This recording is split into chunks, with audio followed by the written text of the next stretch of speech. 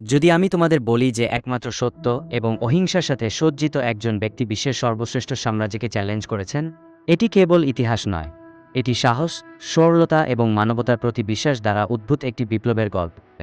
সেখানেই তিনি অহিংসা এবং সত্যের রূপান্তরকারী শক্তি উপলব্ধি করেছিলেন।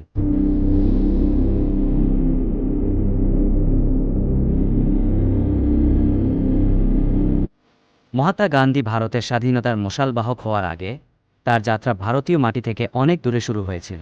দক্ষিণ আফ্রিকায় তিনি সরাসরি বর্ণগত বৈষম্যের নিষ্ঠুরতার মুখোমুখি হয়েছিলেন।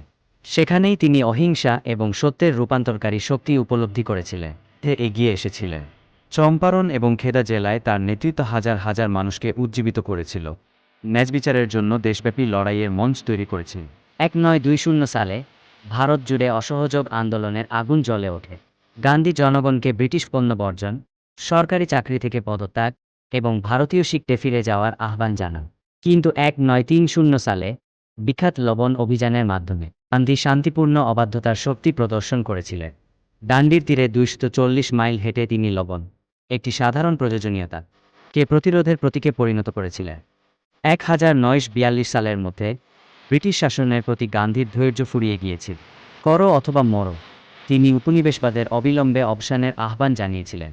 ভারত ছাড়ো আন্দোলন জাতি, ধর্ম এবং শ্রেণী নির্বিশেষে লক্ষ লক্ষ মানুষকে একত্রিত করেছিল, বিশ্বকে একটি ঐক্যবদ্ধ ভারতের শক্তি দেখিয়েছিল। মহাত্মা গান্ধীর আন্দোলন কেবল একটি জাতিকে মুক্ত করার জন্য ছিল না, তারা মানবতাকে এই বিশ্বাসের সাথে ক্ষমতায়িত করার জন্য ছিল যে সত্য এবং প্রেম সকলকে জয় করতে পারে।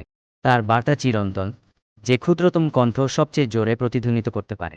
আসুন আমরা কখনই অহিংসা, সাহস এবং ঐক্যের শক্তি ভুলে না যায়।